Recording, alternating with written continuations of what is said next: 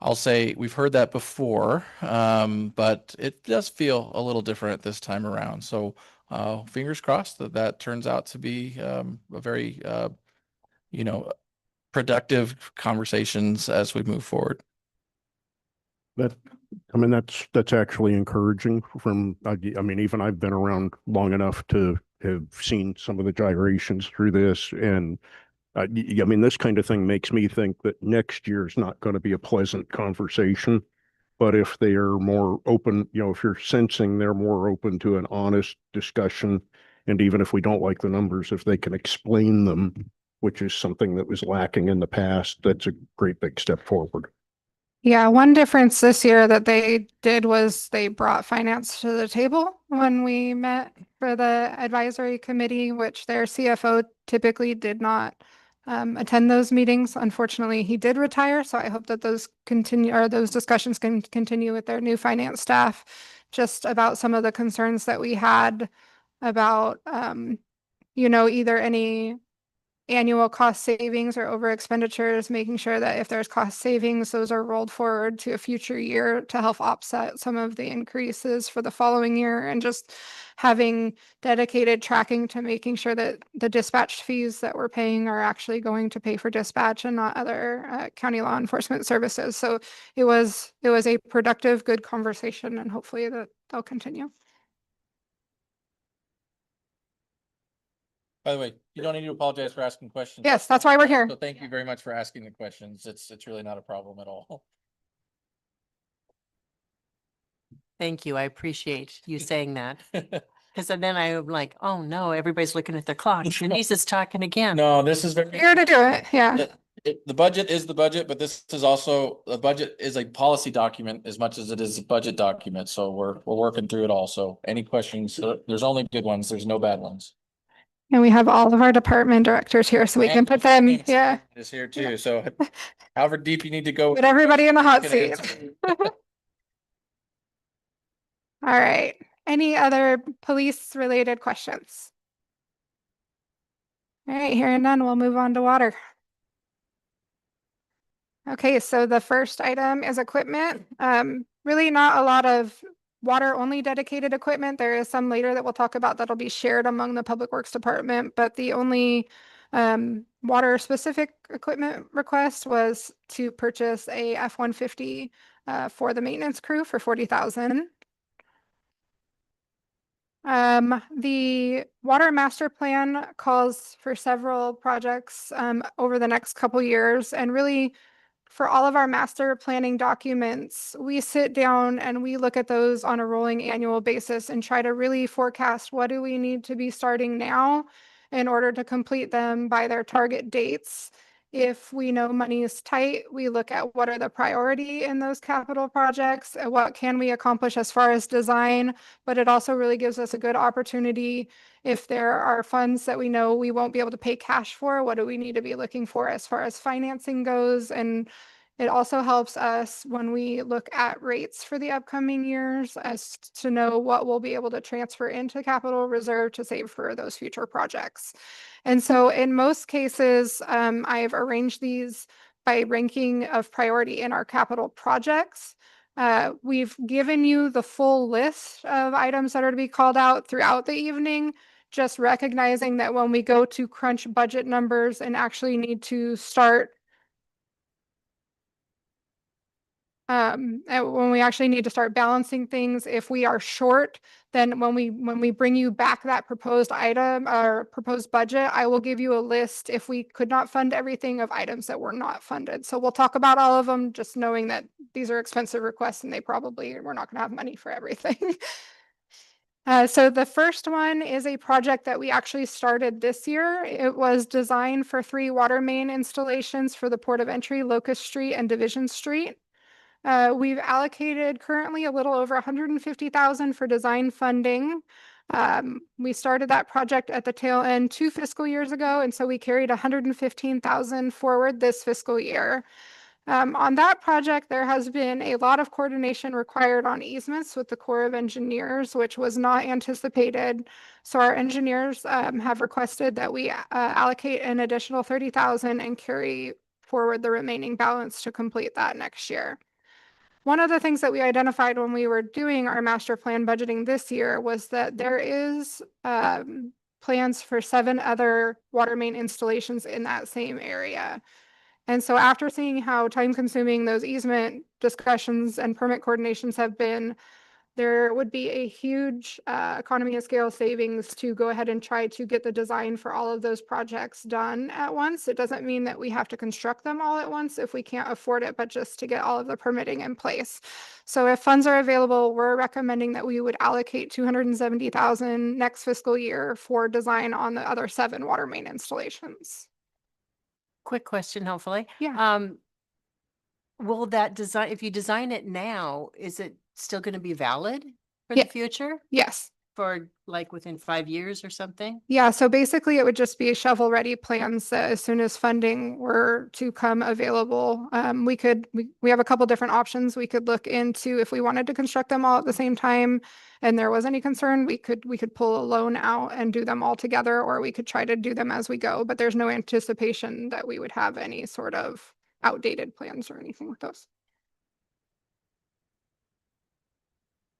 And then in the slightly different area of town, there's water main installations for Division Street, L Street, 7th Street, and Yerxa.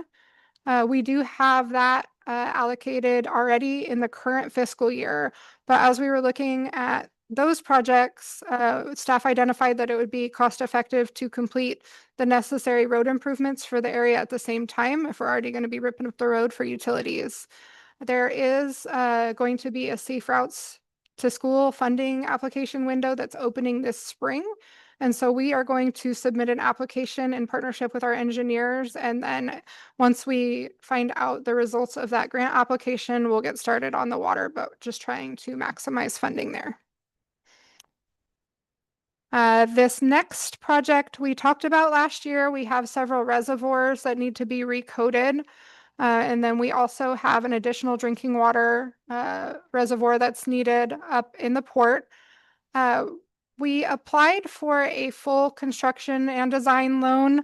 The project, they let us know that it's on their LOI, their project list, but there were no actual health concerns related with the project. And so it didn't rank, they ran out of money before they got to our project, essentially. They didn't have enough loan funds to make it to ours.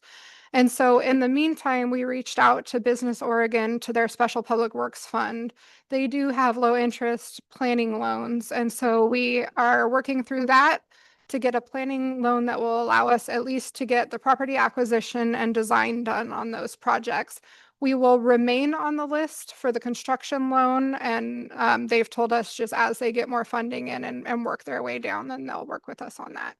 If for some reason that didn't pan out, then we could talk to Business Oregon about one of their other public works funds to get a loan there.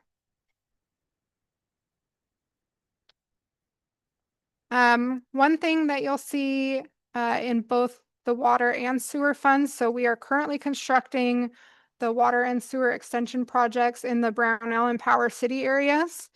As part of that project, city committed to offering those residents a one-time grant opportunity to connect to the system at no cost. And so we're currently gathering quotes on what each connection would cost and anticipate recommending a grant program through each of the funds. We are including 600,000 as a preliminary placeholder and plan on funding those out of our utility reserve funds. Once we know the full cost of that, as we come into our next formal budget meetings, we'll let you know if we do not have enough identified funding and we need to supplement with a transfer from the general fund. Do you know how many residents or how many hookups there'll need to be? God, did you get a count on that?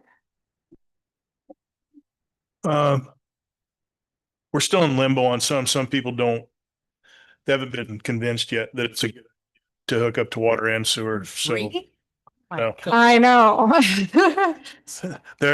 those communities are pretty independent folks out there, and they have little farms and different things like that. So we're working on it, but yeah, I would say we're probably at 30 right now. that would. Committed, but I think it's just under 60 total if they Yeah, actually yeah. commit. 60 is the 63, I think, is the amount of people that could get hooked up. But we've got about 30 that feel pretty strong about it right now. And I would imagine that'll probably closer to 50 to 55 by the time we get there. I'm kind of a persuasive salesman. So anyway. I want to talk about that project just a little bit more. It's very unlikely that county environmental health will issue any new septic permits for anybody in the La Guama area, the lower basin, which this area is. And so we have already told, and we will tell again, that if there is something wrong with their septic system, they will likely be able to replace like for like, but they would not be able to relocate or expand. So if they're a 3-bedroom house and they want to add a new master suite to it, and which would require an upgrade to their septic system, it wouldn't be allowed. So if they, and the same for water, the water there, and Melissa actually talks about this a little bit later in the packet, but their water system's been failing for years and years. And for the last several years, we've been delivering several 100,000 gallons of water for free to the neighbors in Power City. They're a small utility district, and it's the same thing. So their well runs dry, has been running dry every summer. And so if we've told them already, and we will tell them again that this is the one-time opportunity to hook up now this year.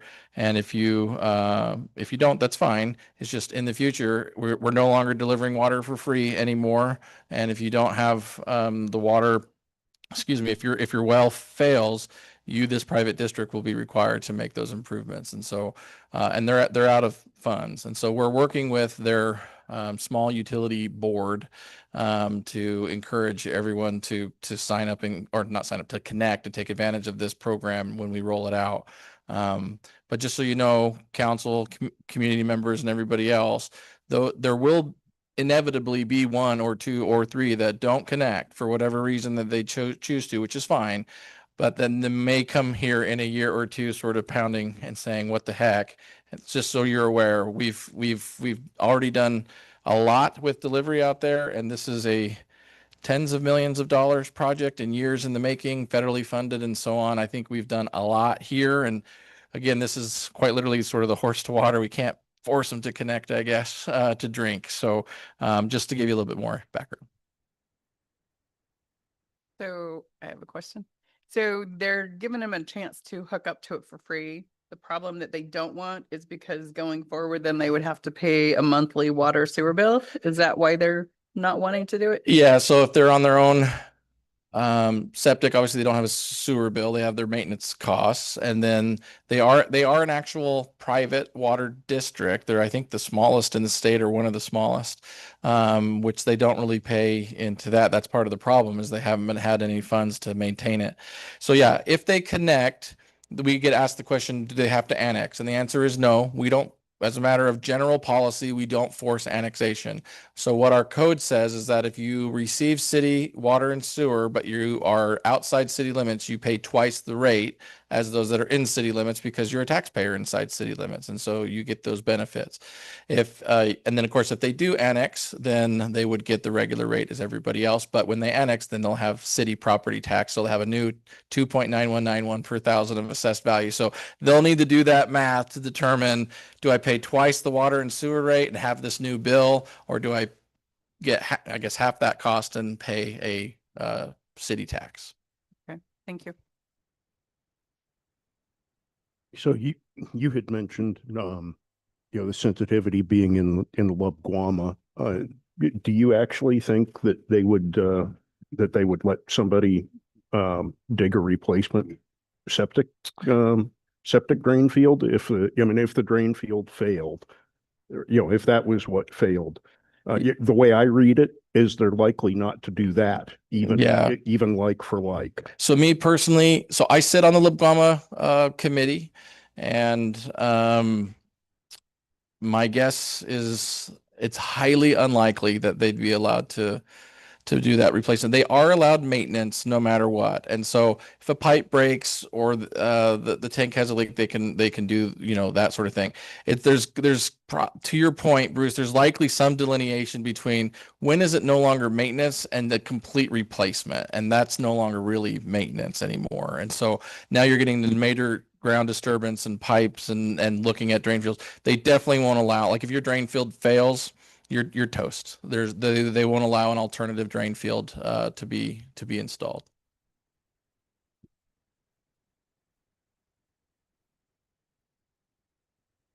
Okay. And then the last water plan update that we're looking at. So the city has identified that we are going to utilize our water treatment facility. Again, that was one of the facilities that we toured with council. We will be transitioning the bulk of our potable water from groundwater to surface water, and that transition is called out in our master plans to take place by 2037. We are more realistically looking at that by about 2035. The treatment facility is in place, but there is a lot that will go into that transition, or as far as like distribution changes, and everything that we need to add to the plant to be ready for the potable water. And so we have a planned amendment estimated at about 420,000 for that. Because that one is a couple years out, again, if funding is tight, that's one that we would recommend to push out. Any questions on water? All right, we'll truck along to sewer. Wastewater is kind of expensive this year. Worth every dime. So the first piece of equipment that wastewater is requesting is a wastewater camera truck to replace the city's existing sewer camera trailer. The estimated expense of that is $550,000. That is one, typically when we see an expense that large, it's one that we will usually have to save up for a couple of years. The downside with doing that is they get more expensive every year. And so it's a balancing act. We'll see that in some of our other equipment, you know, where we thought something 2 to 3 years down the line was going to be a certain amount, and we're having to add in 20,000 or whatever that is to get to our actual inflated costs.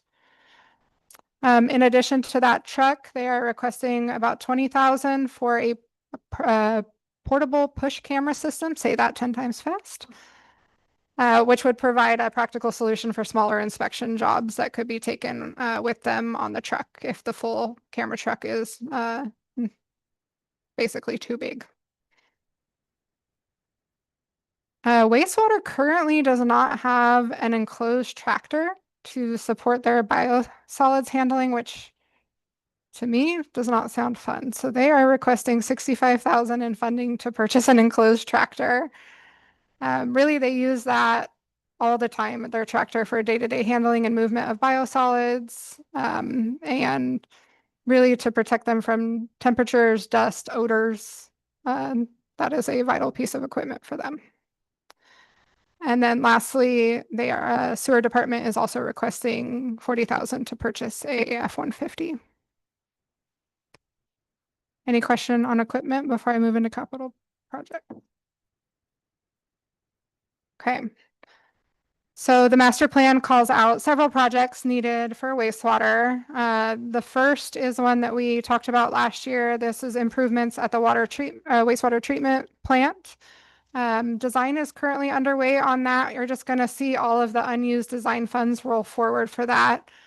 We paid cash for design, and we have an approved construction loan of 10.7 million. So as soon as we are ready to bid that project, we'll see project expenditures and then loan reimbursements for that. Another identified project that we have is an industrial wastewater pipeline extension from the data centers in the port to the golf course and the expansion of the golf course pond. We already do have a contract negotiated with the industrial contribution for 1.5 million that is intended to cover the cost of the pipeline, and we are working on contract negotiations for expansion of the pond right now. Our contracts with the data centers, we are contractually obligated to have the project completed by April 1st of 2029.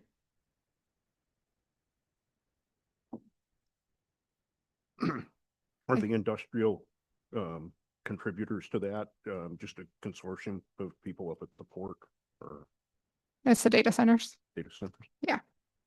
It's to take their industrial wastewater discharge. And it'll be a combination. We're currently sending that water to the canal for beneficial reuse for ag purposes right now.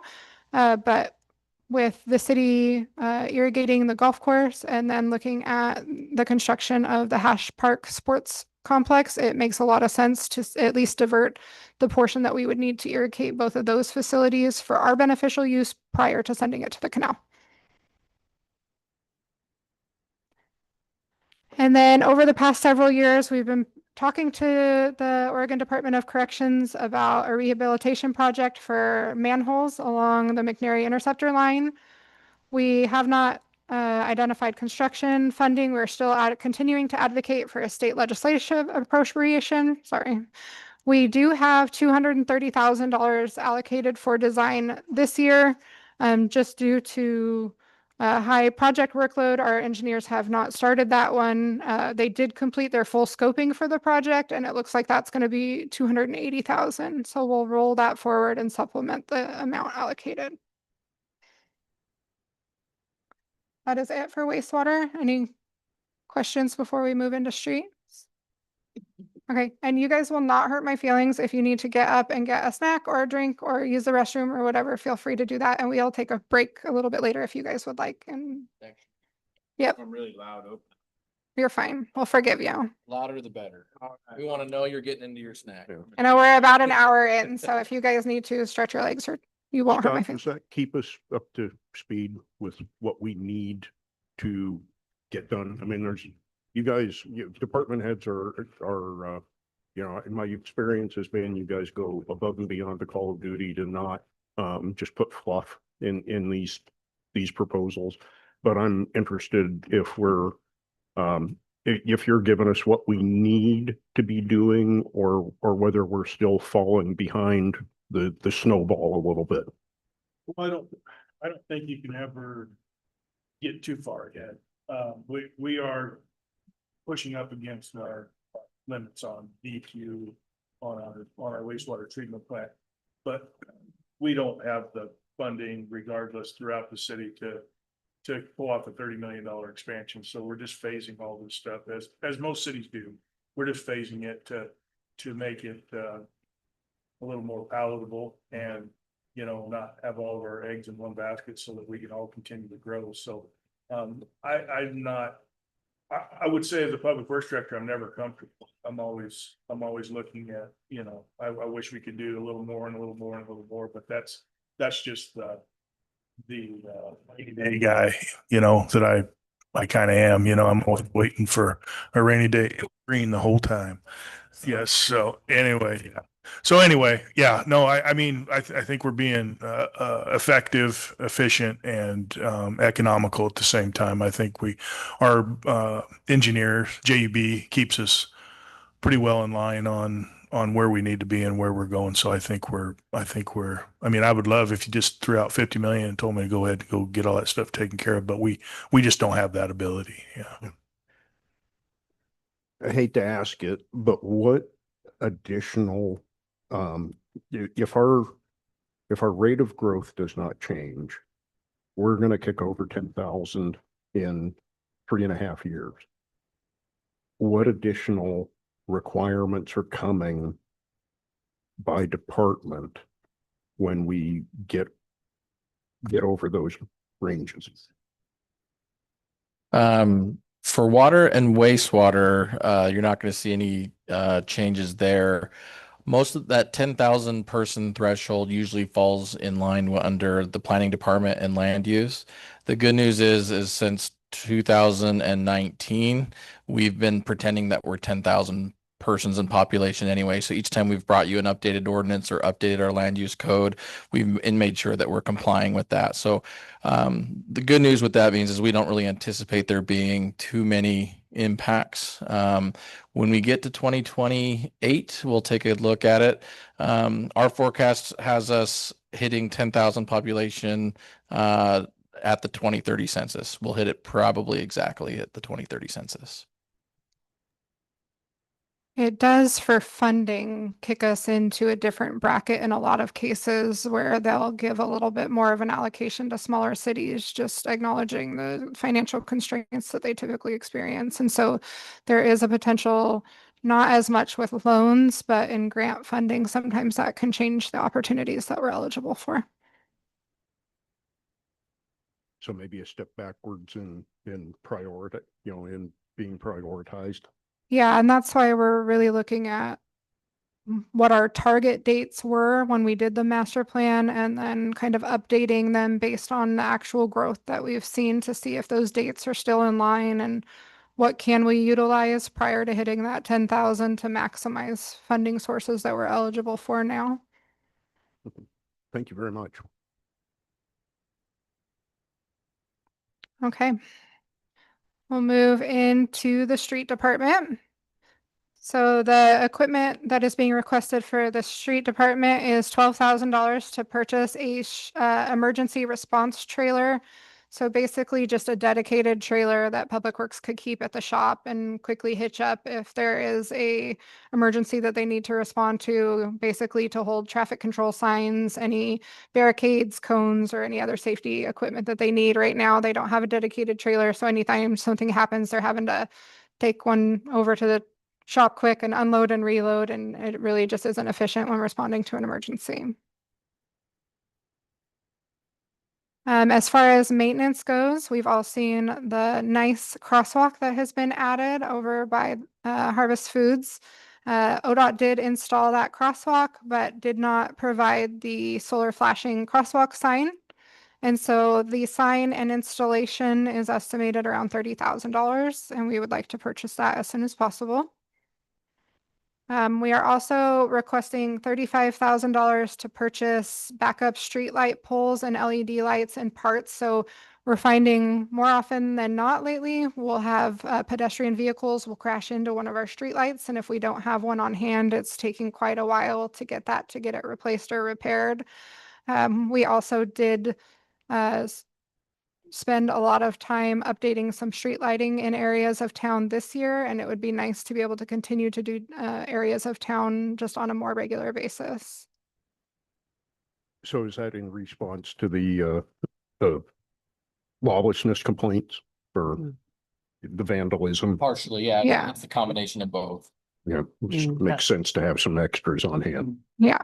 I was going to ask about that too. Are the citizens that brought those complaints to the city, are they satisfied with what's happened there? Or is there more to do in those areas as far as adding lights? Yeah, so there's definitely more to do. The lights that are on 7th and 8th Street, which is where we made the majority of the repairs, they do not meet our current Public Works specification standards for light spacing.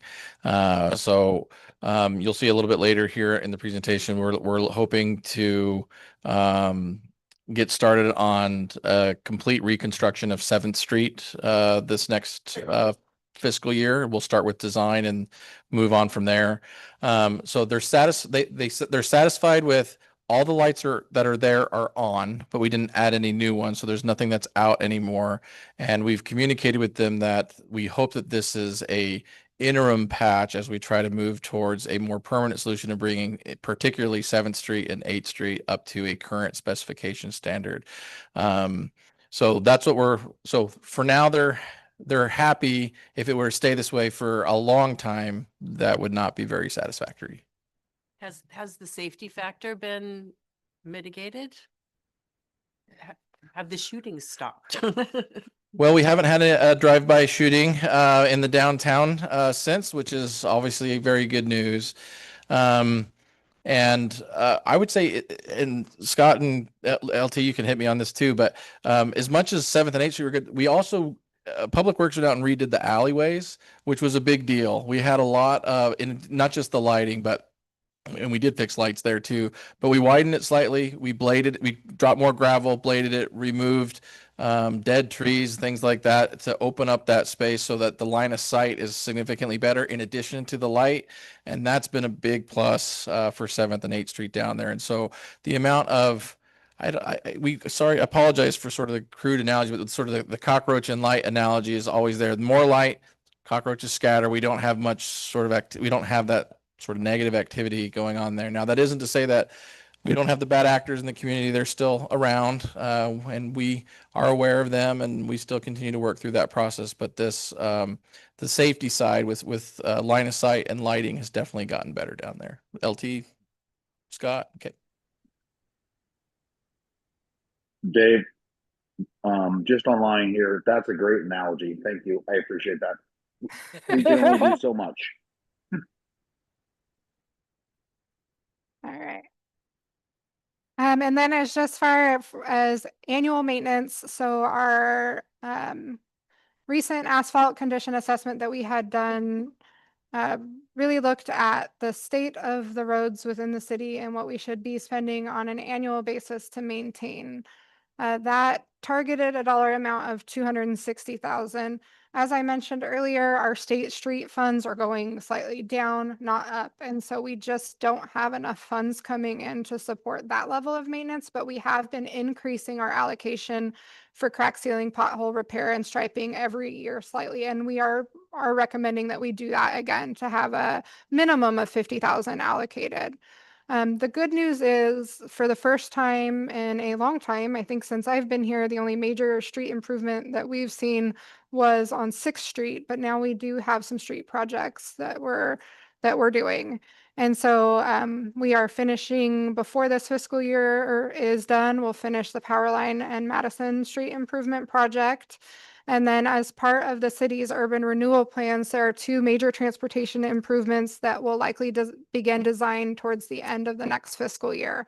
So the first project is phase 2 of the Powerline Road improvements, which will include the roundabout at Powerline and 730, and then the widening and replacement of the canal bridge that will go from Powerline and 730 up to where the Powerline Madison project left off. So the total anticipated costs of both of those components is $13.5 million. We will allocate the funds that we've accumulated from development agreements, and then the remainder of the funds will come from a full faith and credit bond that will be repaid by revenue from the urban renewal areas. We have talked to our engineers quite a bit about this project. The design is not going to be super quick and easy. And if we're going to pull a bond, the way that those bonds work is we have to have all of design and construction, everything done within 3 years. And so they have identified some preliminary design work that they're recommending. And I would say that we should allocate the developer funds that we already have accumulated there. The total for all of the work that they're recommending is just under 200,000, but they did prioritize those items. So if funding is tight, then they said that we could push the last several items to formal design and reduce the pre-engineering to 65,000. So as we crunch budget numbers, I will let you know in the proposed document if we were able to fund everything or if we have to pare that back on the upfront work. And then the second project through the urban renewal plans is what Dave mentioned, is reconstruction of 7th Street from B Street to River Road. That project is estimated at 4.3 million and also will be bond funded through revenue from urban renewal. In the current fiscal year, we received a $100,000 grant for engineering and design on street improvements and utility extension on 8th Street between Sloan and River Road. As we have worked through that project scope, we determined that we need a sanitary sewer lift station, which made that project instantly more expensive. And so our current allocation that we have in the budget is, including the grant funds, is 171,000, and we actually need to increase that, the majority of which going to sewer, to 430,000. I have a question Yeah. about the roads. With all of with the new school and all of the houses that are getting built up on Powerline, is there any plan coming up that's going to have another way off the hill besides that one canal on Powerline? There's so much traffic. It's really kind of scary to get on the road up there. Yeah, so our TSP, our Transportation System Plan, calls out for more design to the south from Grant Street. So I think it's Tyler or Taylor Road that's there and would expand the street there on the south to get out to Power Line Road, it's rather than going down Madison Street down that way. So if you're coming from the LDS Church and you're heading east, right now you're that's Grant Street. So you go down Grant and then you go a little bit north and then you go east again down Madison to get out to Power Line. This would take you that same route before you got to make that little jog to get to Madison. There would be a new street that would connect you to Tyler Road or Taylor Road, I forget. Tyler. And then it would take you to the south and take you out to Madison or take you out to Power Line Road that way. But is there another way? And then the last one is few years next to that. I think it's 7 years afterwards ish. Don't quote me exactly, but about 7 years down the road to the west of the current housing development that's there now, there will be a new bridge crossing of the canal that would take you across that canal north to Highway 730. It's past is that called Shady Oaks? Just past Shady Rest, just past Shady Oaks is the Pixar film. So my wife loves Disney. We do watch a lot of Disney movies in our house. So anyway, it would connect there just to the west of Shady Rest to Highway 730. But that would probably be around the year 2033 or 2034. Okay, thank you. What's the deadline for the roundabout? End of 2029. Which is why we're looking at getting those bond funds around March of next year. One of the things I'd just like to add is that we, although we have all these really nice new streets that all these housing developments are putting in, they look great. They still require a lot of maintenance. And so as we gain all that stuff, and you guys see, the increase for personnel and the increase for vehicles and the increase for all that kind of stuff, just know that that stuff takes a lot of to keep it in good shape so it doesn't end up like a lot of the stuff that we currently have. And so it takes a lot of preventative maintenance on those kind of things, spraying. And, so we often remind the landowners that they're responsible for the sidewalk. Important that they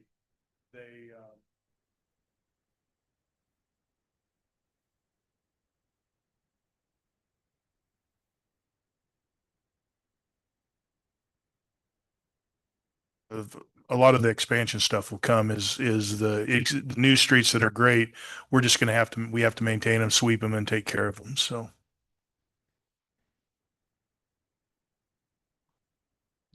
Okay.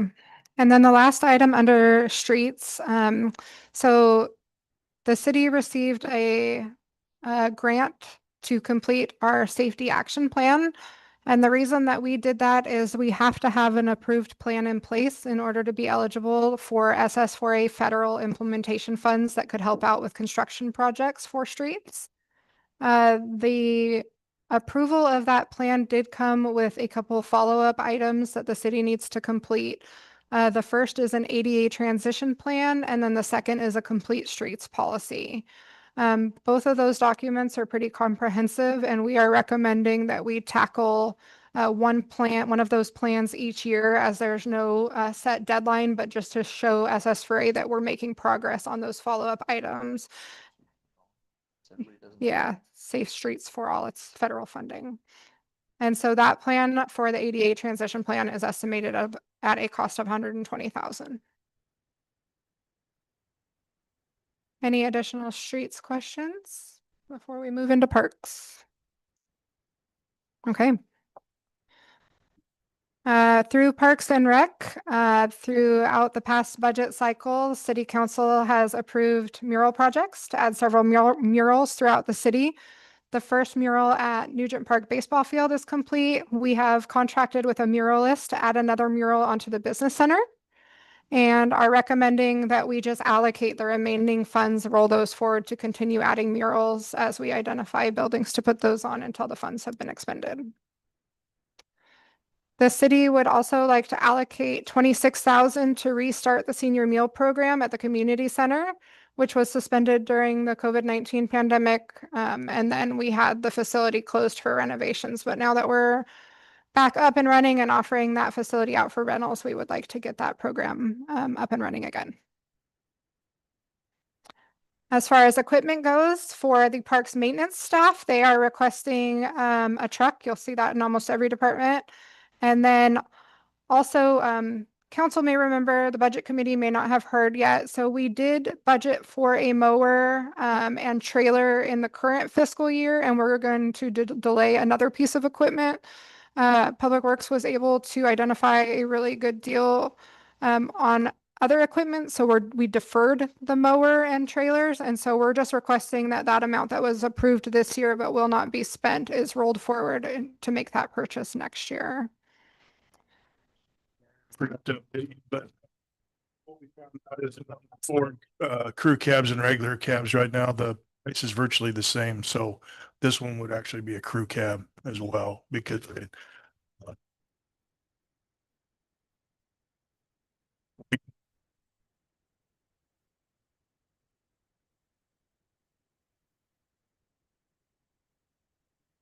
Okay. You're fine. And then, so we have parks maintenance, and then we also have our recreation department when we talk about parks. And so the recreation department originally requested about $210,000 in equipment. We sat down with Esmeralda and prioritized and cut that request item down to about 116,000. These are listed in the priority order that the recreation staff has identified. And so we'll go through these, and then if budget doesn't allow, then we can trim that down even further. And then if we had extra budget as we're crunching numbers, then we can talk about some of the other items that they requested.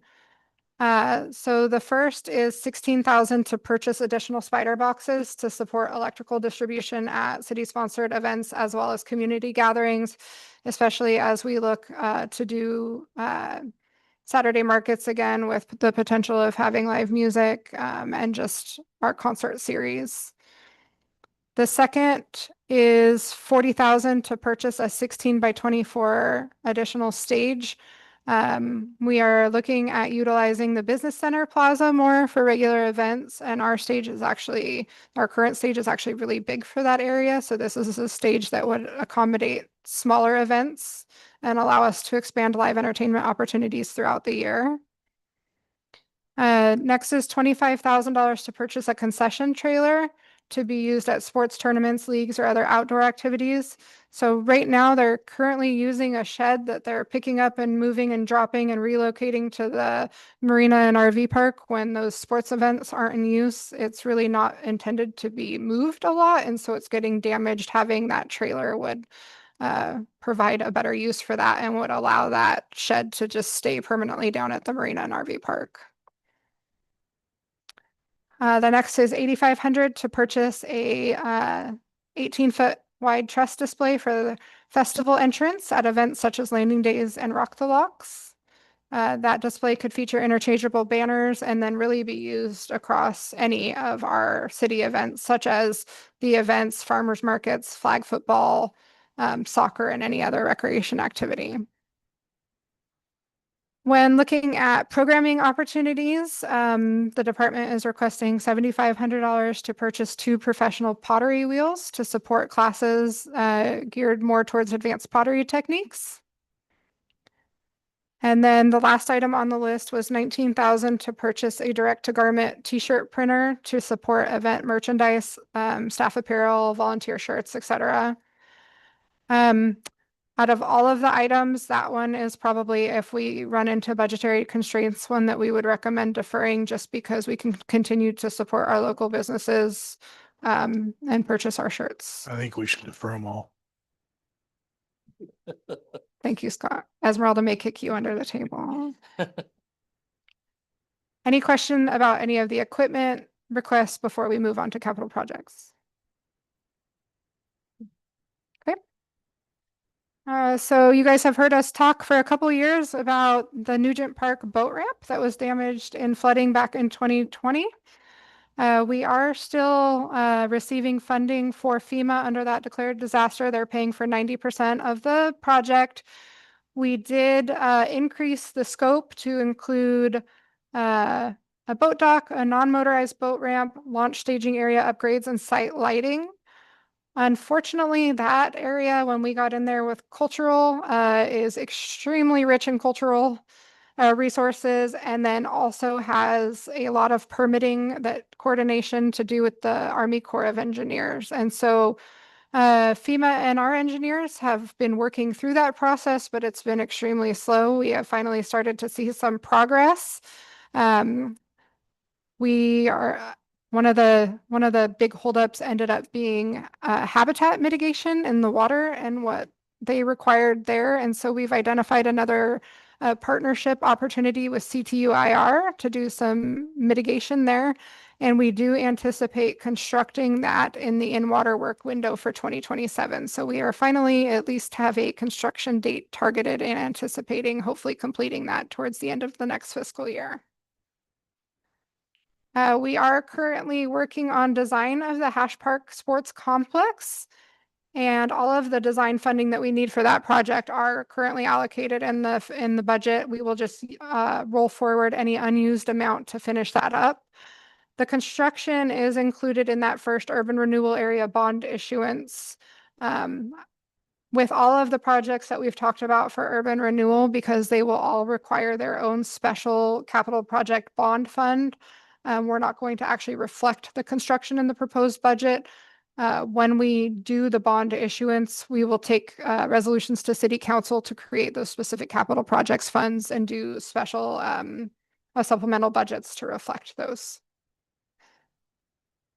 Melissa, can you speak to the urban renewal area bond? It's been mentioned several times. Speak more, because I don't know exactly what Sure. you're talking about. Sure. Thank So you. the city council created an urban renewal agency, and we worked with a consultant on the creation of 2 urban renewal areas. What we're proposing is the east and west area, and each area has a list of eligible projects.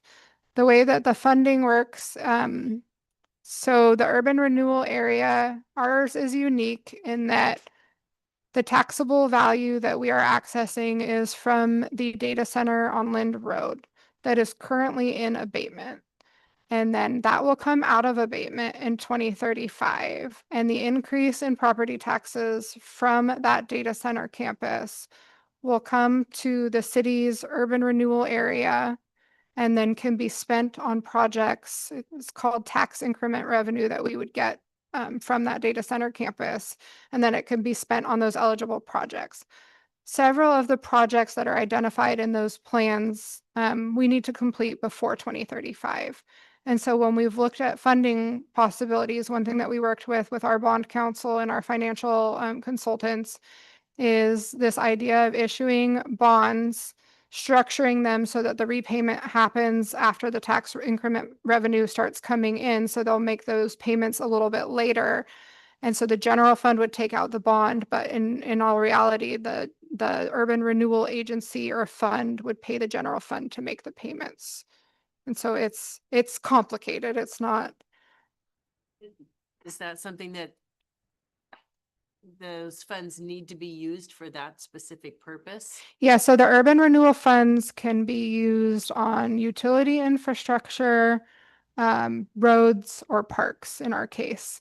There is another way to establish urban renewal areas, like if we wanted to use it for vertical construction, but if you're going to use it for vertical construction, you have to have concurrence from, I think it's 70% of the taxing districts in order to do that. What we were looking for really was to fund our utility projects and a couple parks projects. So we went that route.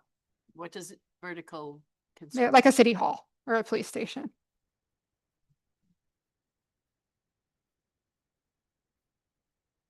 Any other questions before I keep going? I'm just thinking about it back to Nugent Park. Yeah. I mean, I'm not familiar with the Parks Master Plan, but is there talk, I think I heard talk once upon a time about dealing with the fishing shack at the same time or somewhere down the road? I've lost track. Yeah, we were originally looking to see if we could do the boat ramp and the fishing shack together. But when we put a shovel in the ground and found cultural resources, we figured out that it was going to become a very expensive project very quickly. And we just really didn't have the identified funding to do that. So the fishing shack is still a project that's on our radar, but not that we have fully scoped out at this time. What do you mean cultural resources? Tribal artifacts. So the Oh, city, there's stuff in the dirt. uh-huh, What you're saying? yeah. Being blocked off. Like what? It's not being blocked off. No, we have, anytime that we do projects in the city, we usually have to have a cultural monitor on site when we're doing any digging or excavation. So we handle those appropriately and we have the cultural experts on site. So no, they basically just put it back in the ground, cover it up, and we know where we can disturb and where we can't disturb moving forward. If they do find those when you do initial studies, and it's what we're going to have to do during construction is to have, sometimes if they do that preliminary work and they don't find anything, then they'll say, okay, we don't need to be there the entire time to monitor. We need to be there XYZ. In the case of Nugent, when we do that project, we will need a cultural monitor on site at all times. What kind of artifacts are they? I don't remember what they found. Do you? Yeah, and excuse me, in this area, most of it has to do with ancient fish. No human remains, fishing. So and tools associated with fishing, most of it. Oh, There's others, but that's the majority of it. okay.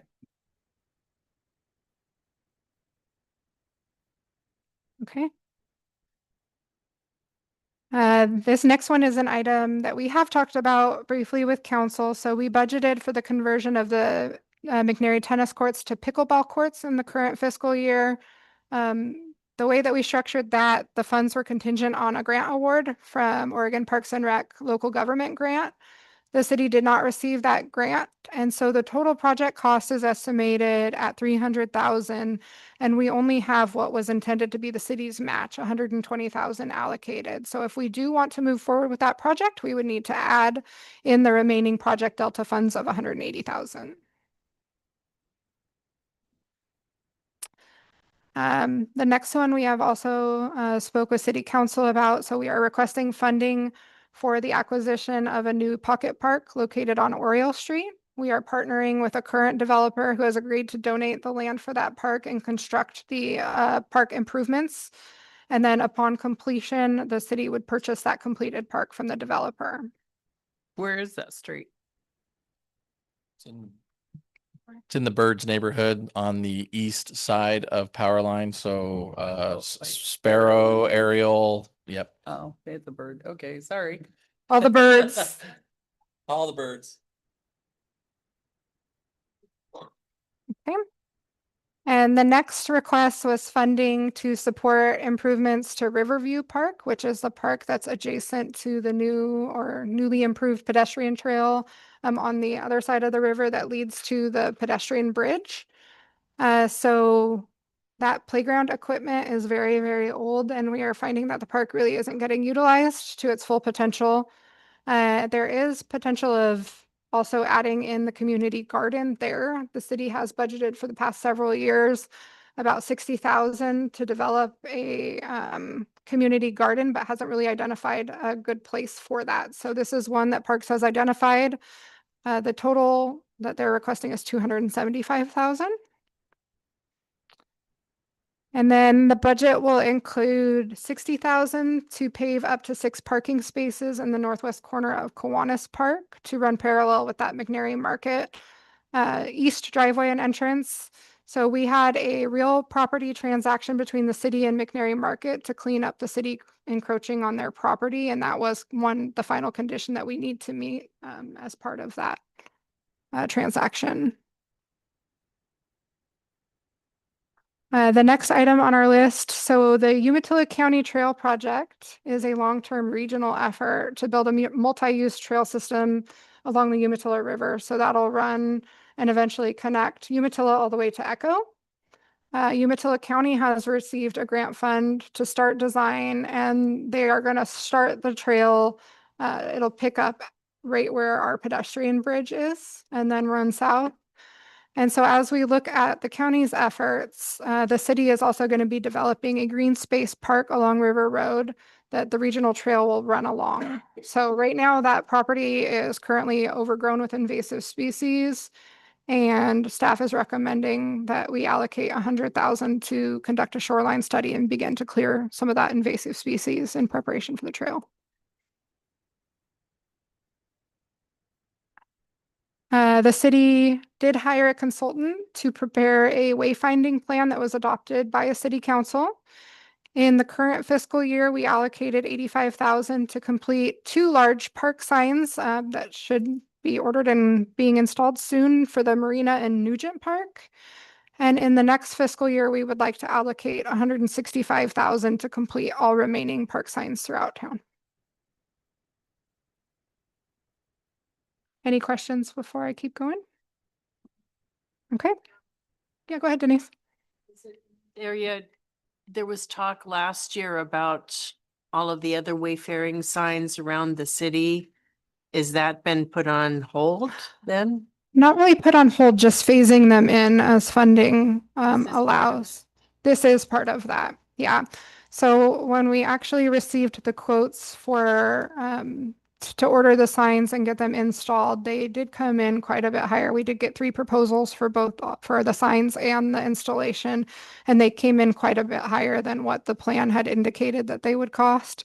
And so really the amount that we allocated, the 85, we were hoping we'd be able to get more than just the 2 signs, but in all reality, that's what it looks like we're going to get.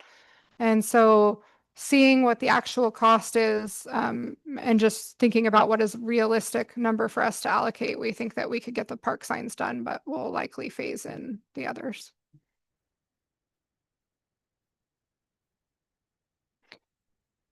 Okay, the next item that we have on our agenda here is city sponsored festivals. So we'll start from with landing days. We anticipate $80,000 in cash revenue from landing days. Those come from sponsorships, vendors, the beer garden, and the car show. The total event expense is estimated just around 157,000.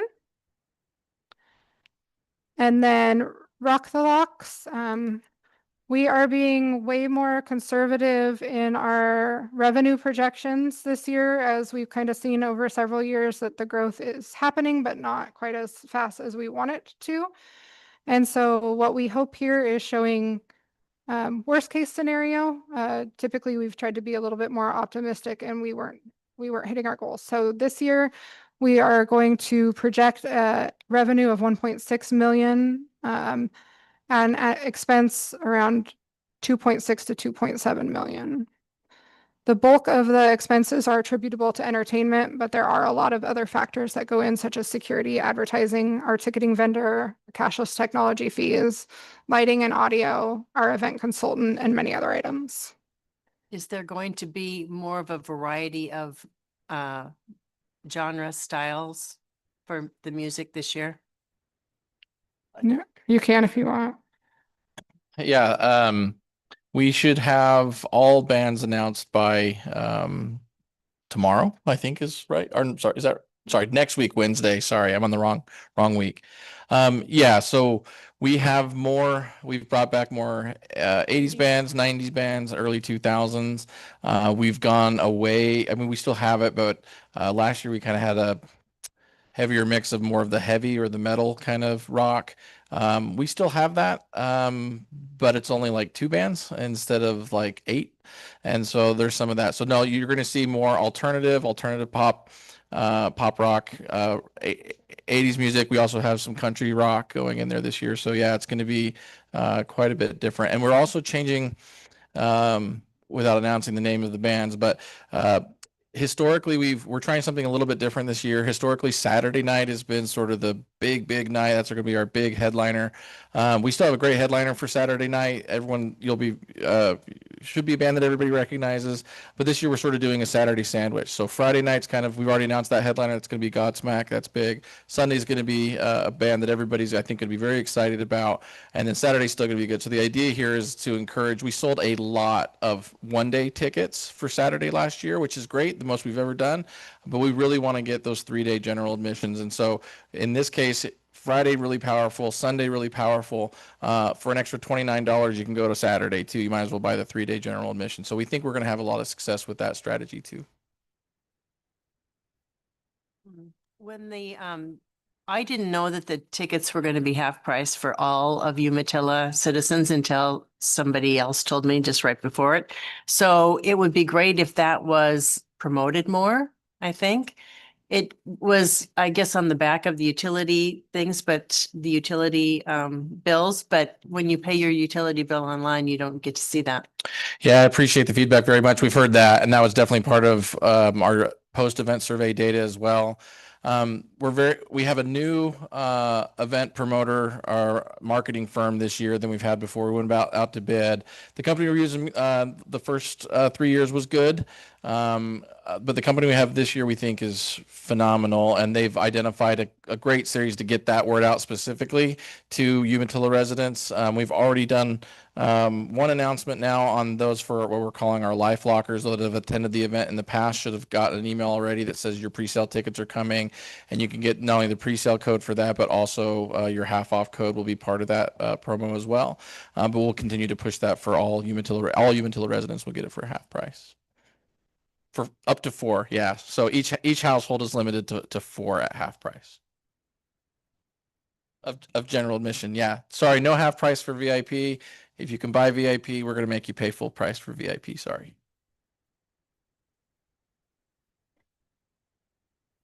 Okay. Any questions on either of those festivals before we proceed?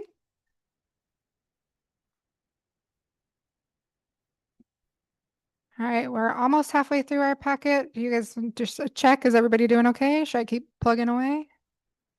All right. So the next area that we have to talk about is the Marina and RV Park.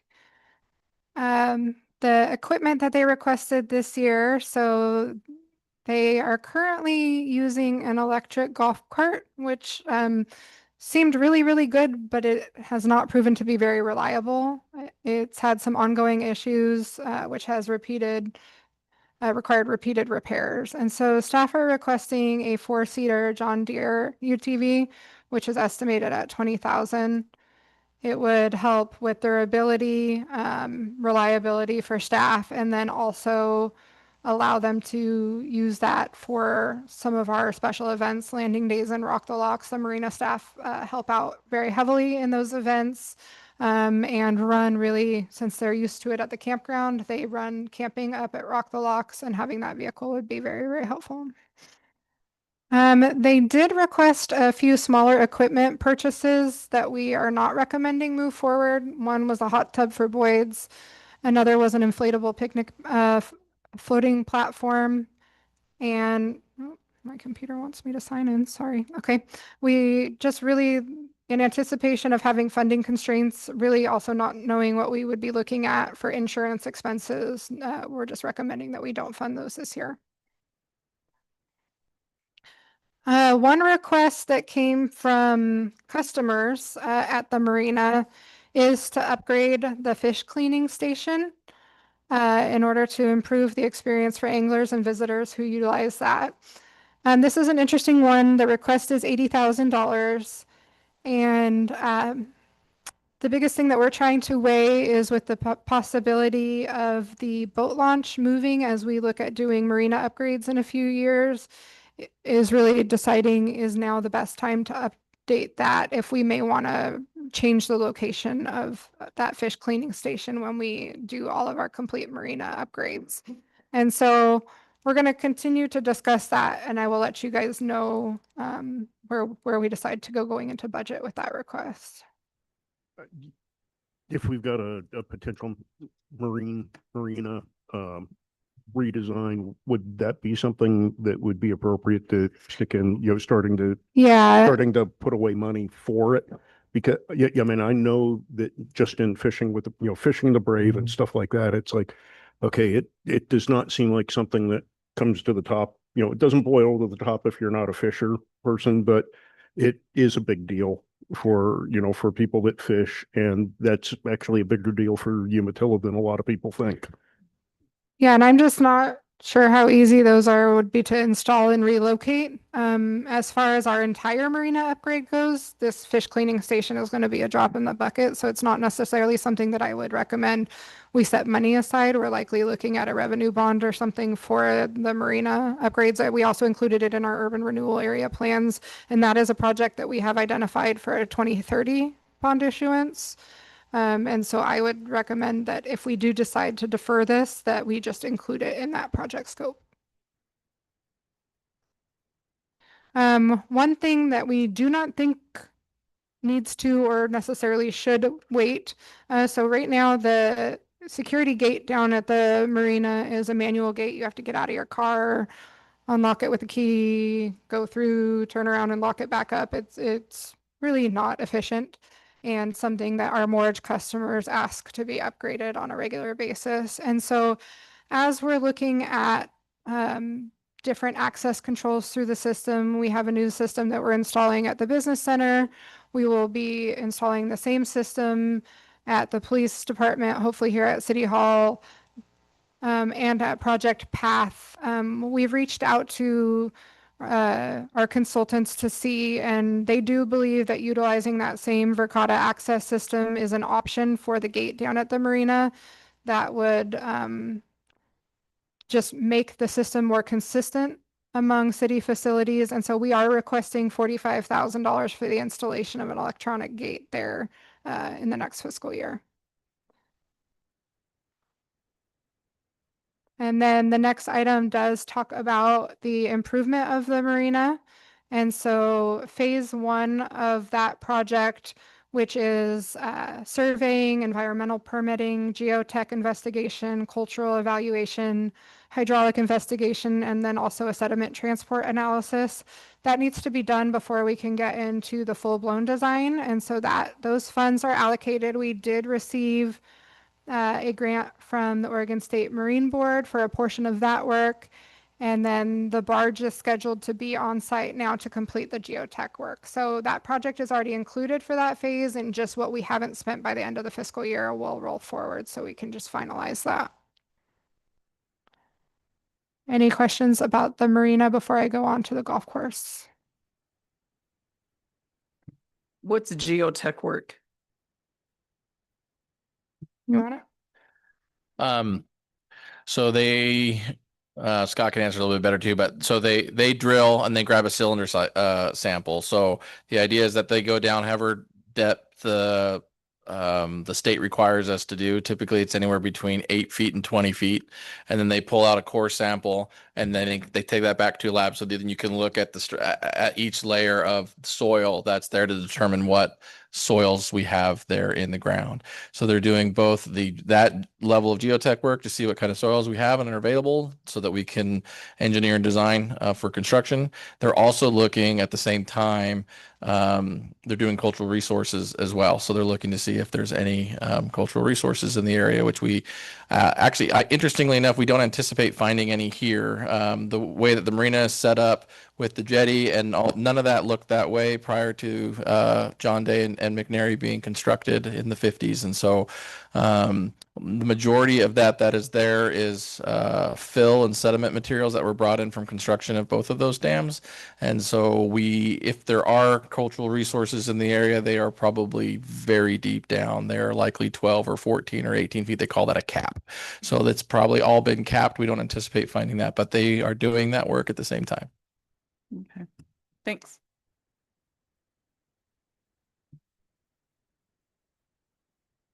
All right. So for the golf course, as far as equipment goes, right now our golf course maintenance crew does not currently have a service truck or any vehicle any dedicated vehicles to run errands or to move equipment around. And so they have requested a truck and a utility trailer for a combined cost of $60,000 that would really increase their efficiency and eliminate the logistics of having to borrow equipment from other departments on a regular basis. The city purchased golf carts with a manufacturer that is no longer in business, which has made getting replacement and repair parts very difficult. We are requesting funds to replace those carts and looking at something similar to what the police department did with their vehicles, looking at a lease structure. Under the proposal, the city would receive 34,000 trade-in value for the existing carts and could lease 17 gas carts that would come with a maintenance plan for 16,500 annually for 5 years. We would have a buyout option at the end of the lease, or we could renew and receive new carts. Maintenance staff are also requesting 52,000 to purchase 2 John Deere utility vehicles. Right now, the maintenance staff is using golf carts, which are not really designed for maintenance or to be carting around tools. And so they would just like to move to the Gators. This is something that we talked about in previous years, but we ended up funding the beverage cart. I think what was the higher priority when we looked at the side-by-side last time. And so this request is repetitive from previous years. And then last on the list is a request for a new bucket trailer. So the golf course currently has a 2004 New Holland tractor, and they are requesting 65,000 to replace that with a John Deere compact utility trailer. Oh, tractor, sorry. As far as maintenance goes, we talked about yeah. Yeah. Why is the price difference on the utility vehicles as you go through various places like the marina?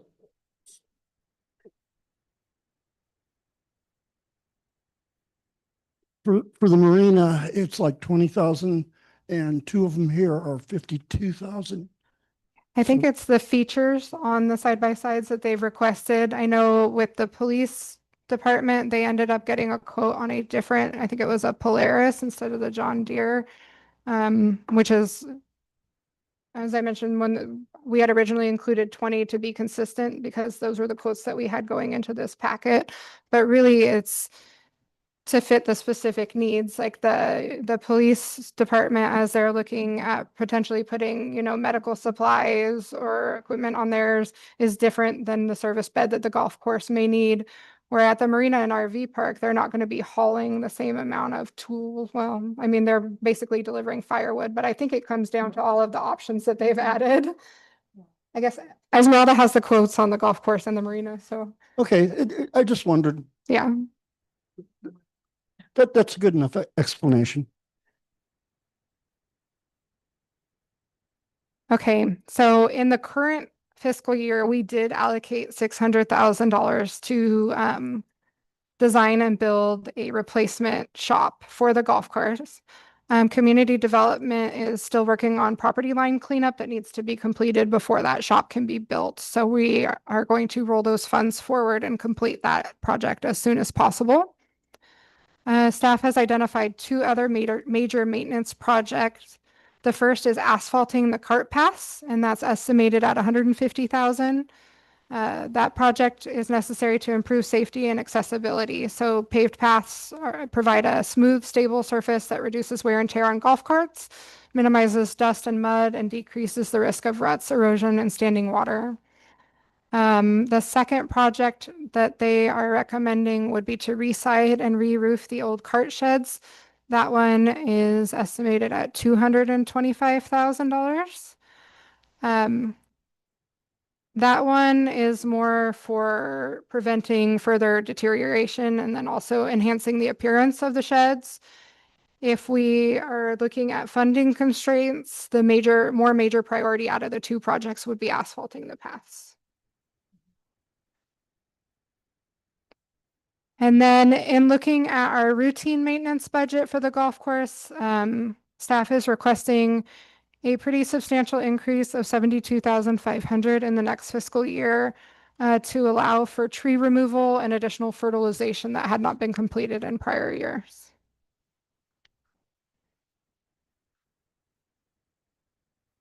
As far as shared public works equipment, I did mention that there would be a couple pieces that all of the departments would use. So in our current fiscal year, we set aside $80,000 to purchase a backhoe. That would be shared among all 4 departments. The total cost is anticipated at $165,000, so we would like to transfer the remaining and make the purchase next year. Public Works is also requesting $135,000 in funding for a dump and landscape truck. That would really help support a wide range of maintenance and operational needs across departments. They are requesting funding for a vac trailer.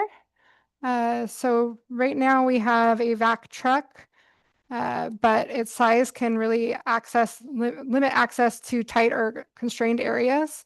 And so the vacuum trailer would give a lot more flexibility.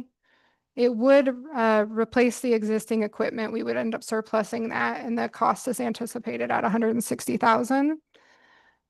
The way that those are listed in your packet is the way that Public Works has prioritized those purchases. And so we would start, if funding allows, with the backhoe and then make our way down the list. Just out of curiosity, has the green fees ever been raised for the golf course? Yes. Or are they raised like annually? Yeah, we evaluate them on an annual basis as well. The ones the last. A year ago, so they were trying to do it every 2 years. Yeah, so it was a year ago, the last time they were increased.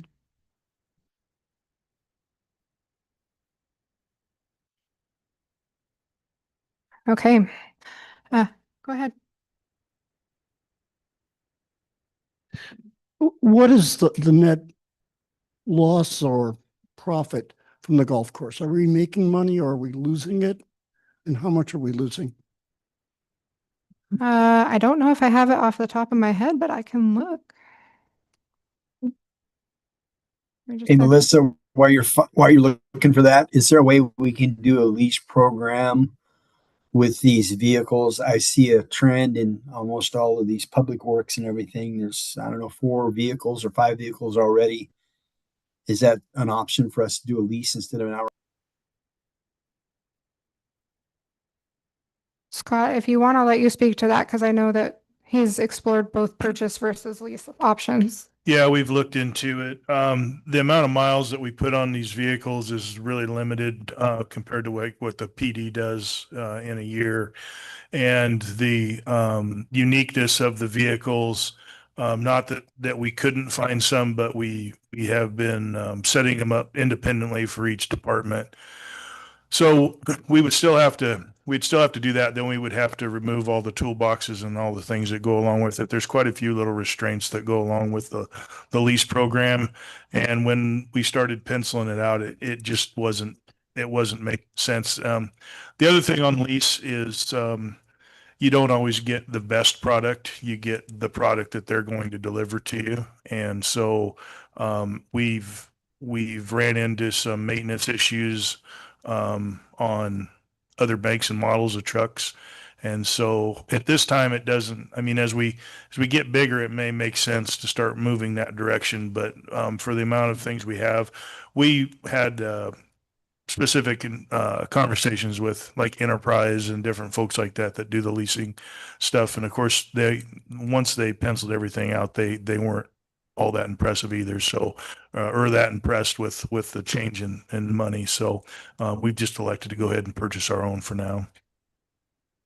So how is that different than what we're doing for the police department? Because aren't they having to put a whole bunch of stuff in them too? The police department, yes, but that's a typical thing for police departments. And when you're putting 200,000 miles a year or 100,000 miles every 2 years on a lot of these rigs, it makes more sense. The turnover is going to be a lot faster than what we're putting 10 to 12 to 13,000 miles a year on vehicles. It's the high mileage stuff where that lease program really pays off. Oh, okay. And we're just not putting that many miles on our cars. Our leases are between 10 and 12,000 miles a year. And they come fully stocked and fully supplied. Um, so it makes sense for us because after every 5 years, they go away.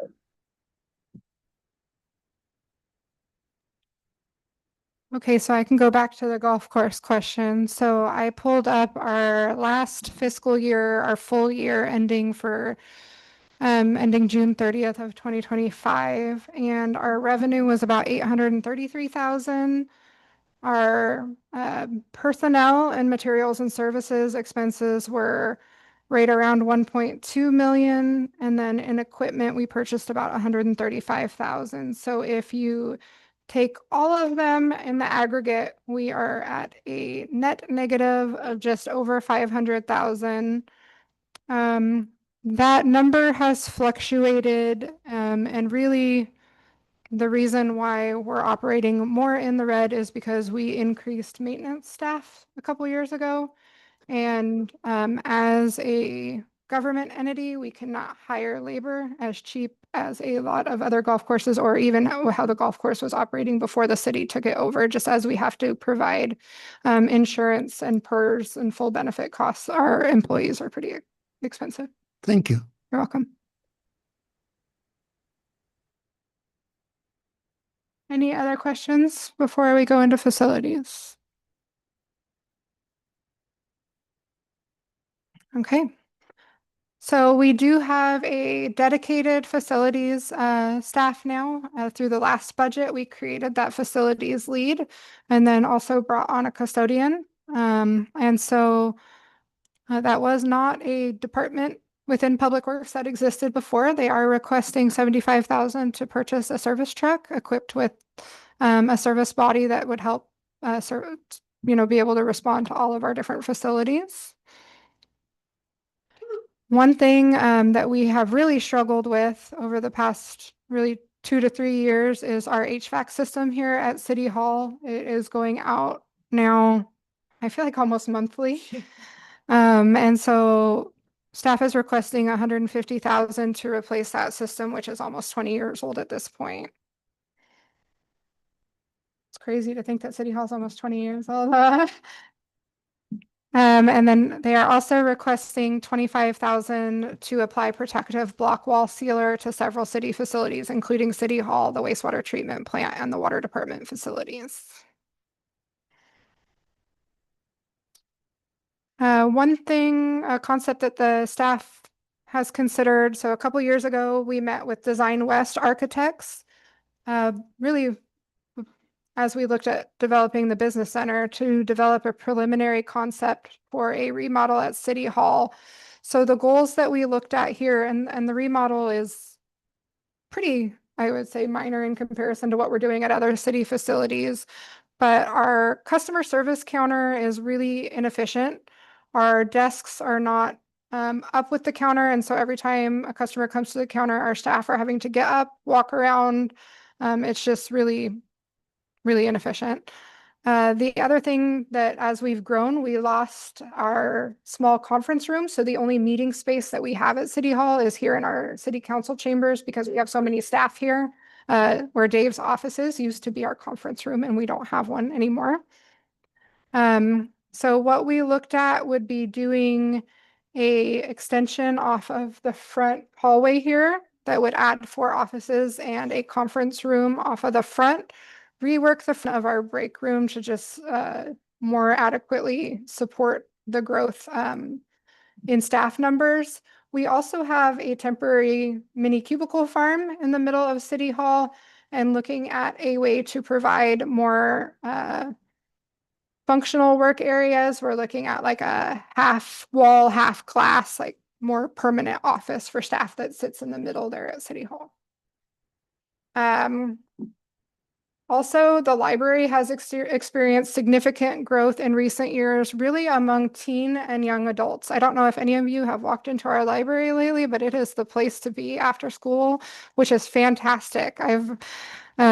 Kids love it. And so as part of Susie's master's degree program, she looked at potentials for layout revisions there. And what she has recommended that we continue to explore with a architect would be using the current entrance area and converting that into a flexible event and makerspace area. And then relocating the entrance to the center side portion of the building. We estimate the full design of both of those to be around $200,000.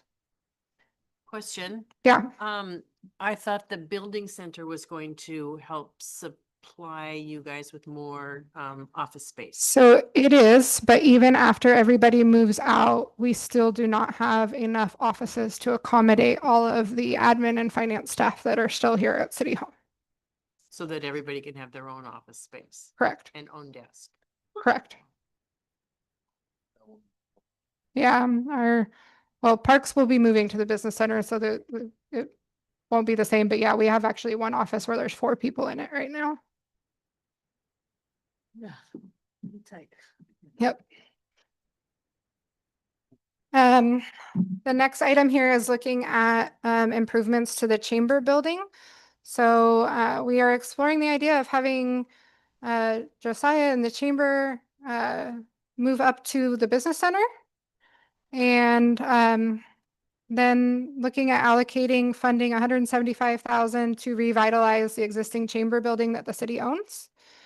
And so that scope of work would include deep cleaning, restoration, interior modernization, restroom renovation, and exterior improvements, and really just being able to utilize that facility as a flexible community gathering venue that would complement the marina area. Make that available for public rental and community use, and then also just smaller events or trainings if we needed. Any questions about any of those? Okay. I will ask you guys, we are over halfway, and so do we want to keep going? Do we want to recess and continue tomorrow? How is everybody feeling?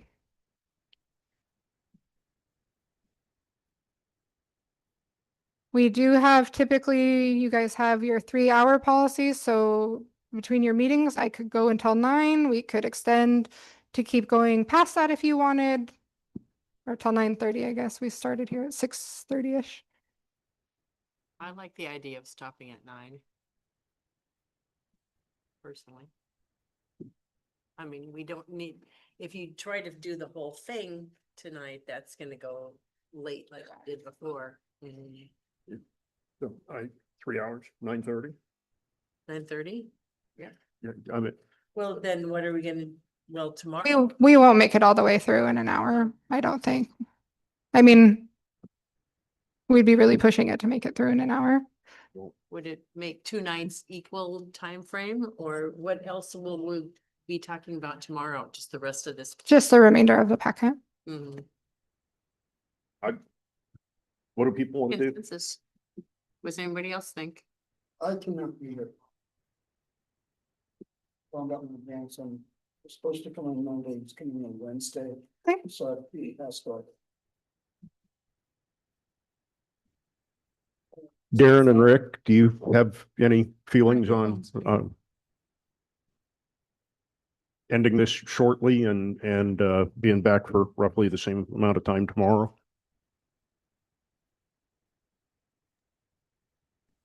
Well, I haven't sent I the email to Nancy yet, but I probably won't be able to make it tomorrow. But I'm fine either way. I think there were several people that weren't here tonight that were going to come tomorrow. I know So- Katie can't make it tomorrow. I don't know about Mayor. I am not sure that I'll be able to make it I depending was on looking. when I leave Salem and drive through Portland.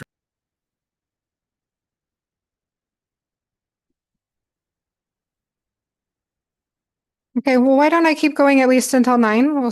I'll do another check with you guys in about a half hour, if that Perfect. works. So much to. Digest, yeah. It's so much to digest. I agree. Yeah.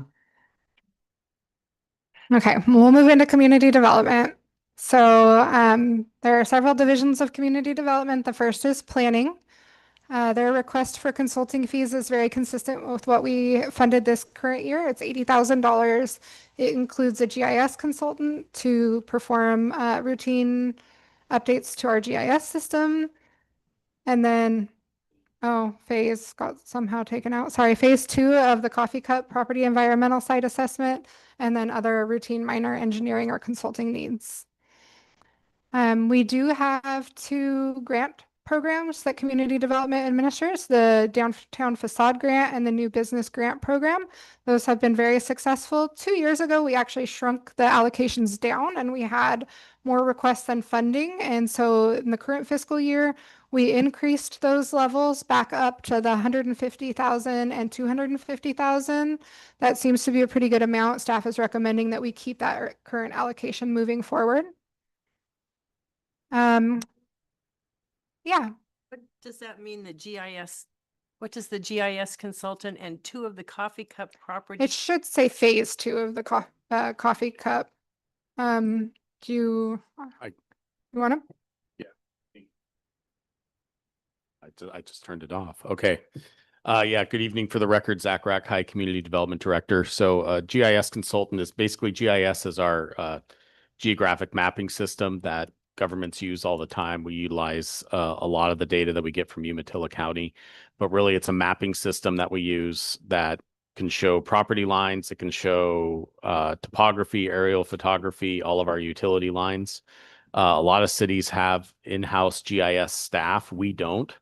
So having someone come in and making sure that all of our data that we provide as far as what we review for development, or if we get just general inquiry from the public on, you know, what's going on around my property, that sort of thing. So we want to make sure that we have at least some funding to have someone come in and update, make sure all of our information is current and help build new information as we grow. So it could likely happen every day. But I mean, mainly we want to capture as we develop new properties, new housing developments, we want to get a map of all those lots and where they are on the street. Especially, and then as we redevelop downtown and some of our older areas, we want to make sure that all those lot lines, the utility locations are current. Especially as properties redevelop and properties grow, we want to make sure we have the best information and we're providing the best information to do our jobs, but also provide that to the community as well. Yeah, sounds pretty mandatory. What does the Coffee Cup property, what is, I don't know. So the Coffee Cup Cafe, which is just on the west side of the bridge over the Umatilla River, that's a city-owned property that needed a significant amount of environmental assessments based upon what I think it was used as a gas station previously. So in order for us to, I'd say, remediate or prepare the property for sale or demolish the building, we have to do an environmental assessment and a series of just environmental assessments to make sure that the site's cleaned up and ready for redevelopment. Why is it called Coffee Cup? That's what it used to be called. So at one point in time, it was a sort of roadside rest and truck area. And what was famous about and the long timers can correct me if I'm wrong here in the room. That kind of made it, there used to be a bunch of coffee cups hanging from the ceiling. And so you'd go and you'd pick whatever cup you'd wanted, put on the table, they'll fill your cup with coffee. So they call it Coffee Cup Cafe. Did I get that right? All right. Now it's just an ugly blue building. Close enough. Sounds like a fun concept. But it's been designated as a brownfield or classified as a brownfield. And so, which is just a technical term for polluted area. And so the city purchased it several years back. And at that time, we told council this would be a 10-year project to clean up the area, and with the intent of getting it back into private ownership at the end of the 10-year mark, because it's just too cost prohibitive and takes too much time for the majority of private developers to get their hands on it and do something with it. And so we bought the property for $120,000, and we've spent about that much already now in our phase 1 work, and we'll continue to work with our consultant on that to try to get that property cleaned up. But the building itself has lead, asbestos, and other contaminants, and the soils are absolutely contaminated. Decades upon decades of unofficial truck stop and soil and other things, or of oil getting into the soil and other things like that. So the first sample that they've dug down, they haven't reached clean soil yet. So it's very dirty.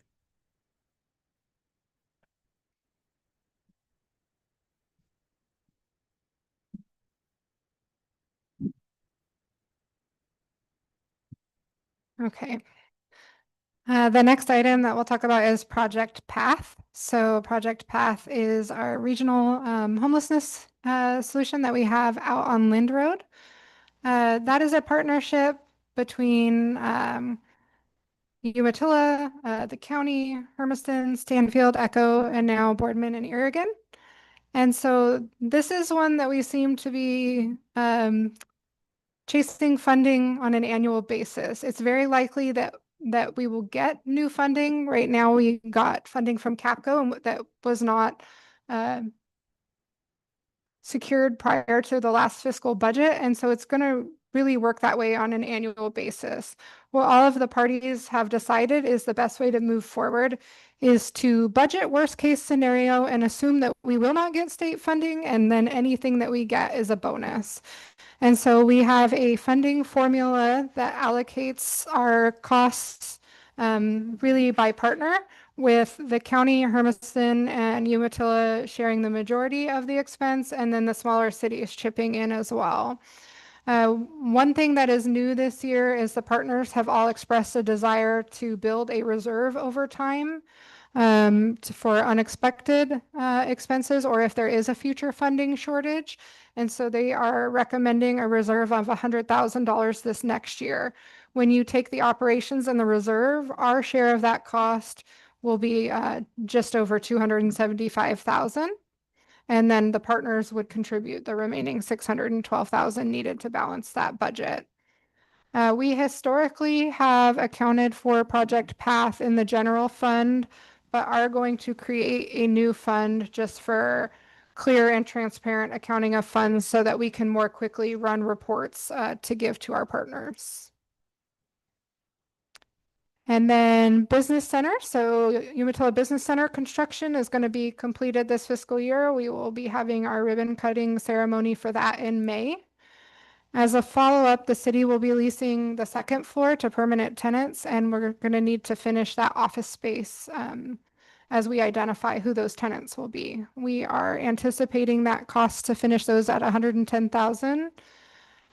In addition, we are going to be having operational expenses of approximately $50,000 next year, and revenue, offsetting rent revenue from our incubator tenants of about $12,000. One thing that we take a look at every year is any either acquisition or sale of city property.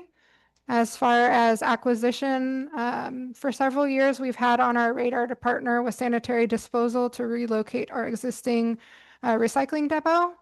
We have not done that yet. We do not anticipate that that transaction will close this fiscal year, so we're going to roll those funds forward. The city is also looking at a potential property purchase in McNary. If successful with that purchase, we would pay $90,000 in the current fiscal year and then $215,000 in the next fiscal year. As far as sale of city property, so we are in talks with a developer to purchase approximately 26 acres in South Hill that the city currently owns to be used for residential development. If that is complete, the city would receive about $1 million from that sale.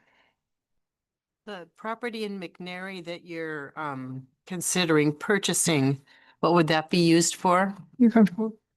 And is it that building that's right on Willamette? I can't say what it is yet, but I can tell you what the intended use would be for. It would hopefully have a multi-purpose use. So one would be right now we currently lease from the hotel for our pro shop for the golf course. And so this would be in close enough proximity where we would be able to have a city-owned pro shop that we wouldn't have to lease anymore, run that. It also could serve as a McNary community center, community space available for lease, similar to what we have here in the downtown. But more so than that, it'll probably be what we're exploring partnership opportunities with organizations like the Boys and Girls Club or something similar that would serve youth programming as well. And then also look at opportunities to expand our senior services as well. So it'd be sort of a multi-use facility that way.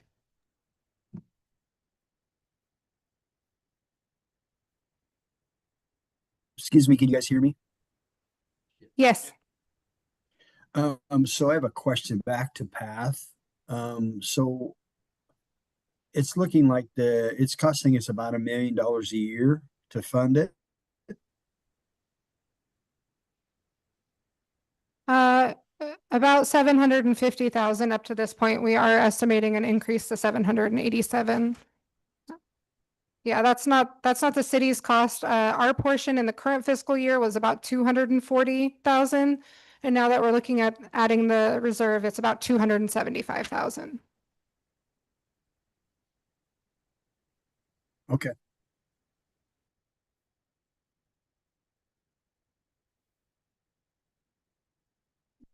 We're the full fiscal agent for Pat. Yeah. For everything. Not really part of this discussion, but but things run through my head, and Project Path is one of the few successes in the whole, in all the trials that the state ran.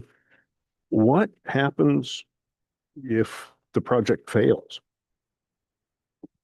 Yeah, so right now, the way that we're setting up budget is let me make sure I understand your question. Fails as in we receive no funding, or fails as in the services that are provided are no longer seen as successful services or valuable services?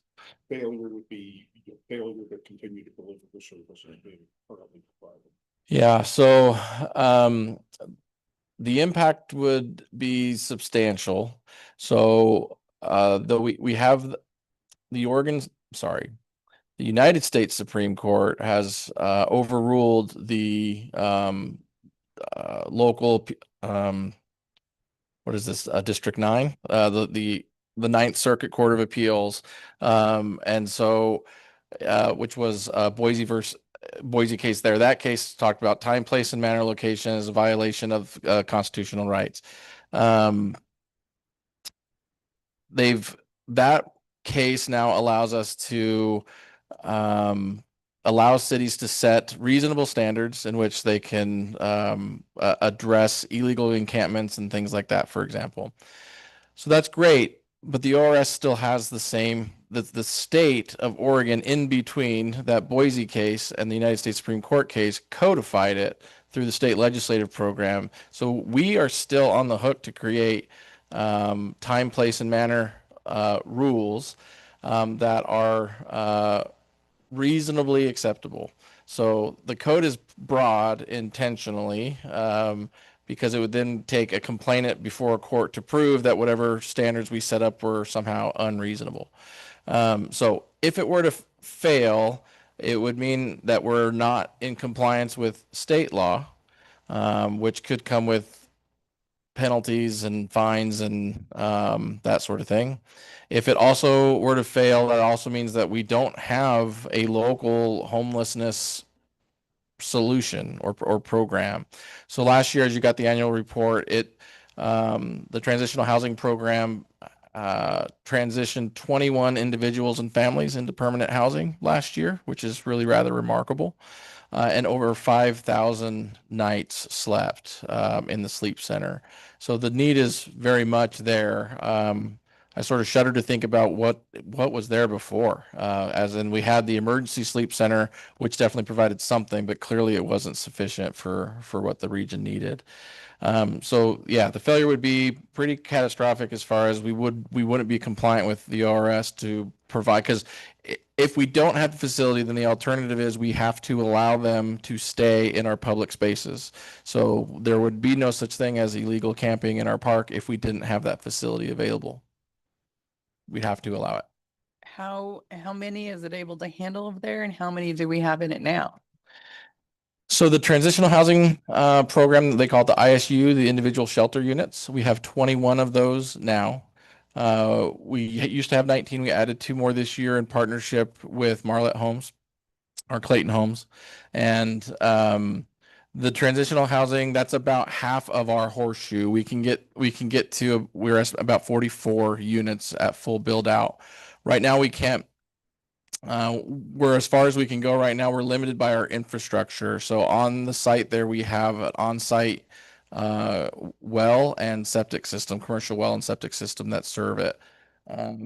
So the sleep center has 32 beds right now, which is the maximum that it can run because of the infrastructure limitation. So we are bringing, as was mentioned, we're bringing the Power City and Brownell project does bring city water and sewer about 1,400 linear feet to the north is where that project ends from project path. So what we're hoping to be able to do is go for another community development block grant to go get that last 1,400 linear feet to be able to connect the facility. Once it has permanent water and sewer capabilities on site, then those limitations essentially are gone. So we'd be able to continue to expand that footprint as services were necessary, and the sleep center could, in theory, double in size and so on. So So is that where they put the little trailer hut? those little Conestoga huts, or not? Yeah, the little trailer wagon something. yeah. Mhm. Thank you. The new ISUs don't look like those sort of Oregon Trail wagons anymore, which I think is both great and also a little sad because I thought that was kind of a cool little, yeah. It's very Oregon of us to do that. I encourage the city to keep, keeping this a priority. Learn your lesson from Portland, Yeah. where things went way wrong really fast. So staying out in front of that I can't emphasize how important I think that is. Yeah, thank you. I appreciate that very much. We talked about a little bit earlier the River Road parks as we get those into city ownership and removing invasives and things like that. One of the benefits that'll come with that too is that's also a known hotspot for an illegal encampment area. And so that'll, as we go to clean up some of those hotspots, it gives our police and our code enforcement and our other staff opportunities to continue to encourage the use of PATH. And of course, we can't force anybody to go there. That's certainly not that's not the intent of the program. But if they choose not to be there, we now are compliant with the law and say, well, it's sort of you don't have to go home, but you can't stay here sort of idea. It's like, well, you can't be here, you got to find somewhere else. So that'll be part of the sort of secondary benefits of that project as well as to work on that. And we're going to talk about personnel a little bit later on here. We're talking about code enforcement additions as well. Well, because you're also providing people with support, right, to get into permanent housing, which is. Yeah, to me, that's the crown jewel of the whole program is the navigation center is on site, no need to travel, availability and access to resources. And they have an advocate there that knows the in and outs, is the expert of these programs and get them access to those services. Absolutely.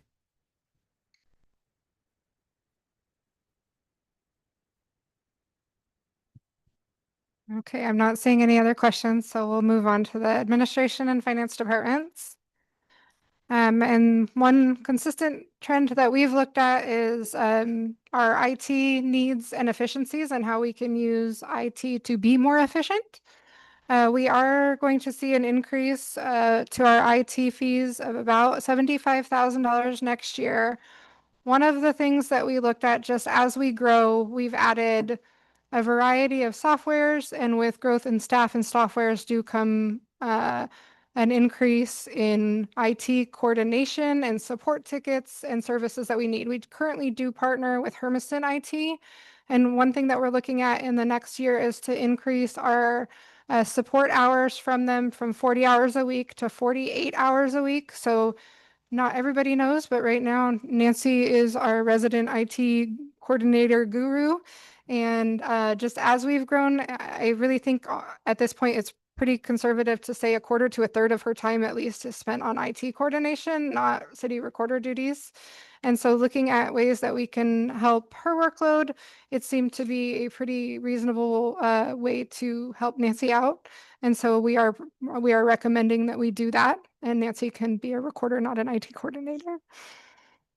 Other equipment needs that we're looking at this year are just routine laptop and desktop replacements. Nancy and Hermiston IT have done a really great job on getting an inventory together for us so that we have a routine replacement schedule.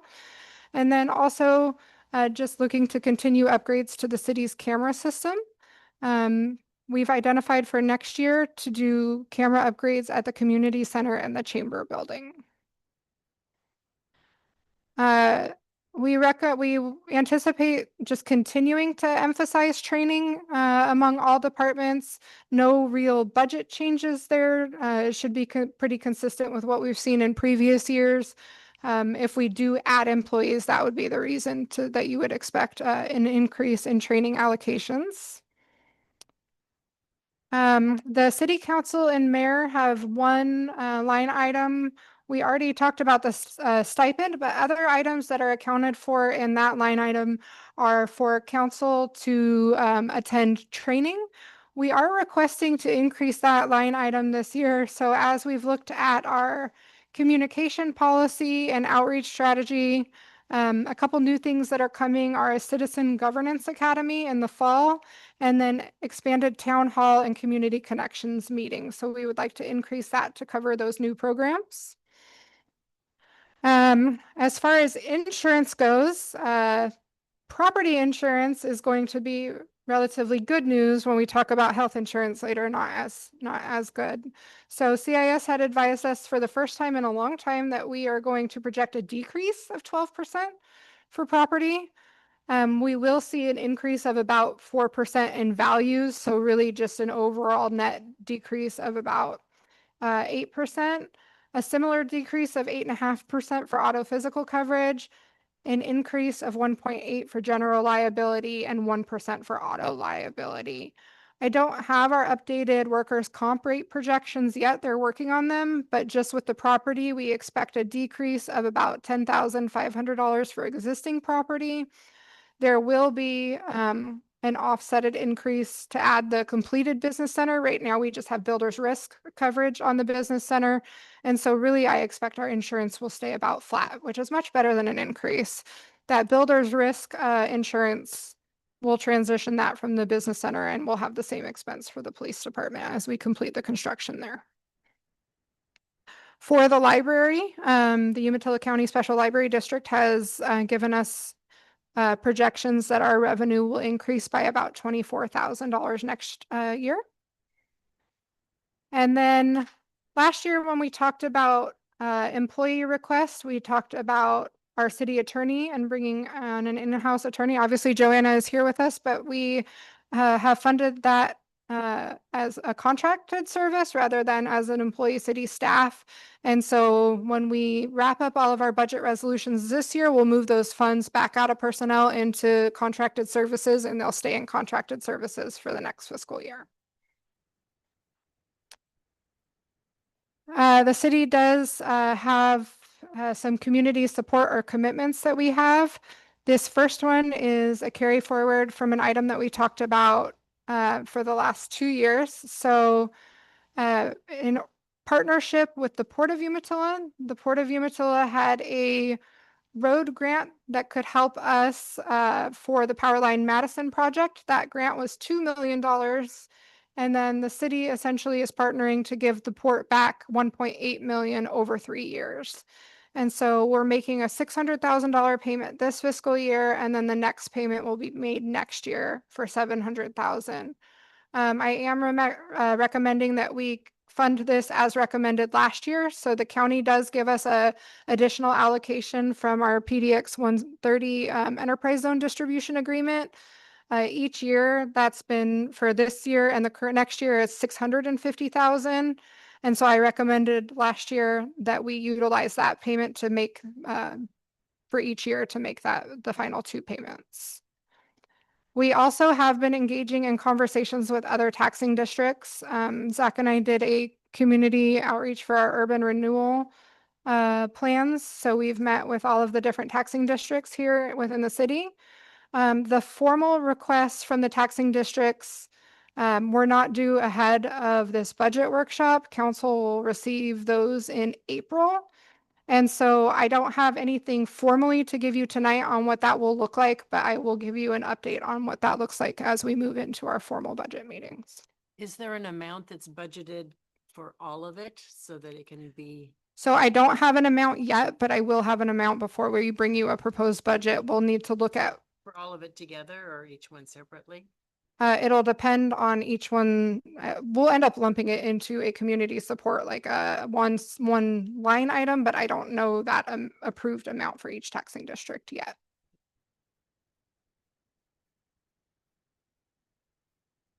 We're almost at 9, so I guess before I move into personnel, do a time check.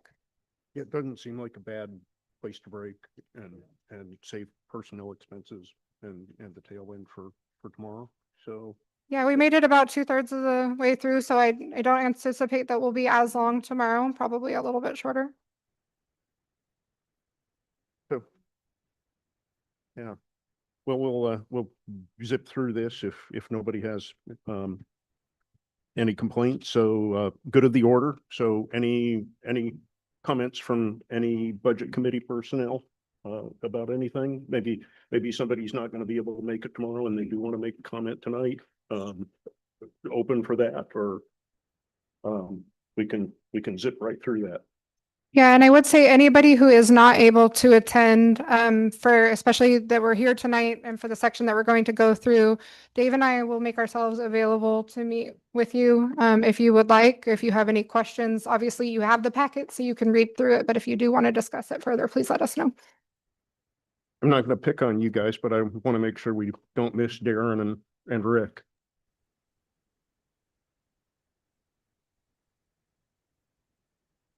No, thank you for taking a break. I don't know where I'll be tomorrow as far as making it in or not.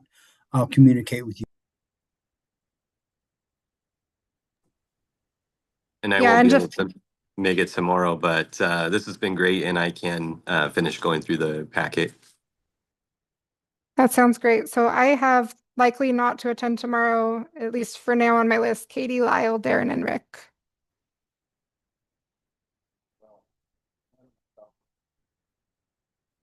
Brett and Delphino. I will be here tomorrow. -4 + 2. Keeping the budget theme alive. Yeah. Good thing it's a budget night. Yeah. We can still add. Okay, moving on to item number 8, public comment. The public comment segment allows community members to share their opinions, raise concerns, and provide information directly to the budget committee. Comments should address budget-related issues and must not pertain to items scheduled for a public hearing on the same evening's agendas. If you wish to speak, please complete the sign-up sheet, including the topic you wish to address. Please begin by stating your name and address when called to the podium. Speakers are allotted 5 minutes unless otherwise directed. Nothing. Moving on to a motion to adjourn. I move that we adjourn. Have a motion. I need a second. I'll second it. Roll call, please. Counselor Funderburk, Aye. Counselor Duffloff, Hi. Counselor Dennis McMillan, Aye. Counselor Smith, Aye. Counselor McLean, Aye. Committee Member Cotterall, Aye. Committee Member Zittercobb, Aye. Committee Member Simmons, Aye. Committee Member Pratt. Aye. This meeting is adjourned. We will